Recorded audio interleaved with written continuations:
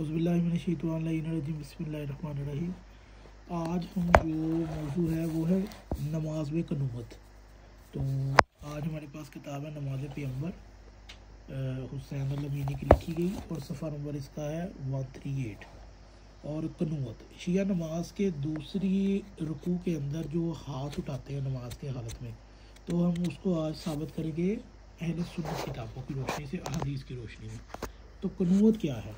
مکتبہ اہل بیت کے پیروکار ہر نماز کی دوسری رکعت میں رکوع میں جانے سے پہلے ہاتھ اٹھا کر قنوت پڑھتے ہیں، کیونکہ احادیث میں اس کی کافی تائید وارد ہوئی ہے۔ شیخ کلینی نے فروع کافی میں ایک روایت نقل کی ہے کہ ایک شخص نے امام محمد باقر علیہ السلام سے ایسے شخص کے بارے میں پوچھا جو نماز میں قوت نہ پڑھ سکا ہو، تو آن حضرت علیہ السلام نے فرمایا کہ میں اس بات کو ناپسند کرتا ہوں کہ کوئی شخص پیارے نبی کی سنت سے روگردانی کرے یا اسے ترک کر دے۔ یہ آپ کو حوالہ ملے گا فروع کافی جلد نمبر 2 صفحہ نمبر 105 طبع کراچی، اور وسائل الشیعہ جلد نمبر 5 صفحہ نمبر 269 طبع اسلام آباد کی چھاپ کے ساتھ۔ اور نماز تہجد میں تو اس کی بہت زیادہ تائید وارد ہوئی ہے۔ شیخ صدوق نے ایک اور حدیث لکھی ہے کہ نبی کریم نے فرمایا کہ تم لوگوں میں سب سے طویل قنوت پڑے گا، قیامت کے دن حساب کے وقت سب سے طویل راحت محسوس کرے گا۔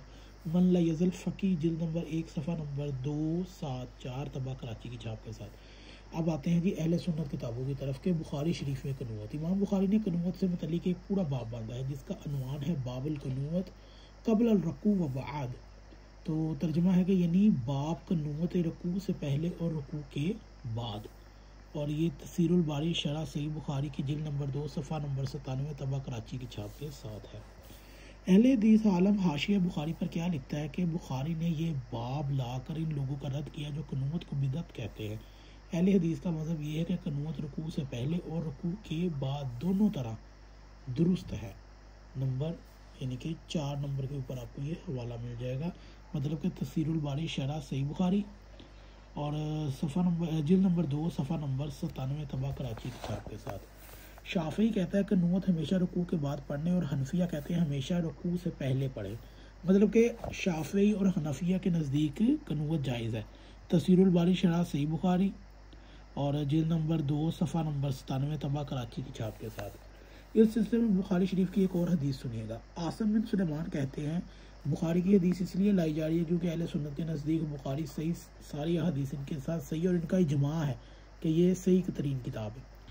عاصم بن سلیمان کہتے ہیں کہ میں نے انس بن مالک سے قنوت کے بارے میں پوچھا تو انہوں نے کہا قنوت بے شک تھا، یعنی آپ صلی اللہ علیہ وسلم کے زمانے میں۔ میں نے کہا رکوع سے پہلے یا بعد؟ تو انہوں نے کہا رکوع سے پہلے۔ اب اہل سنت کا مسئلہ یہ ہے کہ چاہے رکوع سے پہلے ہو یا بعد، لیکن یہ تو قنوت پڑھتے ہی نہیں ہے۔ اب یہ بات تو ثابت ہوگی کہ قنوت پیارے نبی کے زمانے میں تھی۔ بعد میں کس نے قنوت سے روکا، کب روکا، کیوں روکا؟ اب مسلمانوں کی اکثریت اس سنت پر عمل ہی کیوں نہیں کرتی؟ اس بحث میں پڑھنے کے بجائے ہم دیکھتے ہیں کہ قنوت ہر نماز میں صحابہ کرام کی روایات سے ثابت ہے، نبی کریم سے تو ثابت ہوگی، اب صحابہ کی قنوت دیکھتے ہیں۔ محدث ابن ماجہ لکھتے ہیں کہ انس بن مالک سے پوچھا گیا کہ آدمی فجر کی نماز میں قنوت کب پڑھے؟ انہوں نے کہا ہم رکوع سے پہلے اور رکوع کے بعد دونوں طرح قنوت پڑھا کرتے تھے، یعنی کہ سنن ابن ماجہ جلد نمبر 1 صفحہ نمبر 582 ترجمہ مولانا وحید الزمان طبع لاہور کی چھاپ کے ساتھ۔ آگے چلتے ہیں۔ اب یہ بات تو ثابت ہو گئی قنوت کے پیارے نبی کی سنت تھی۔ ابن ماجہ کی روایت دیکھتے ہیں۔ محدث ابن ماجہ لکھتا ہے کہ انس بن مالک سے پوچھا گیا کہ آدمی فجر کی نماز میں قنوت کب پڑھے؟ تو انہوں نے بھی کہا کہ رکوع سے پہلے یا رکوع کے بعد، تو دونوں طرح قنوت پڑھا کرتے تھے۔ اس حدیث کی شرح میں مولانا وحید الزمان لکھتا ہے کہ اہل حدیث نے اس پر عمل کیا اور فجر کی نماز کی طرح وتر میں بھی یہ جائز لکھا کہ خواہ رکوع سے پہلے قنوت پڑھیں یا رکوع کے بعد، مگر رکوع کے بعد پڑھنے کی حدیثیں زیادہ قوی اور زیادہ صحیح ہیں۔ سنن ابن ماجہ جلد نمبر 1 اور صفحہ نمبر 582 مولانا وحید الزمان کی طبع کے ساتھ۔ اور احمد بن حنبل سے ایک سائل کے جواب میں لکھتے ہیں کہ حاشیہ موطا امام مالک پر مولانا وحید الزمان نے لکھا کہ عبدوس بن مالک نے سوال کیا کہ احمد بن حنبل سے کہ بصرہ میں بعض لوگ نماز میں قنوت پڑھا کرتے تھے، ان کے پیچھے نماز درست ہے؟ تو احمد بن حنبل نے کہا ہاں درست ہے۔ حاشیہ موطا امام مالک صفحہ نمبر 138 ترجمہ وحید الزمان۔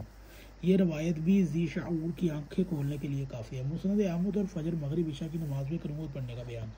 احمد بن حنبل نے نماز میں قنوت سے متعلق بہت ساری روایات درج کی ہے، چنانچہ وہ کرتا ہے کہ حضرت برا بن عازب کا بیان ہے کہ حضرت برا بن عازب کہتے ہیں کہ نبی کریم نے صبح اور مغرب کی نماز میں قنوت پڑھی، اور یہ حوالہ مسند احمد بن حنبل جلد نمبر 1 صفحہ نمبر 611 طبع لاہور کے چھاپ کے ساتھ۔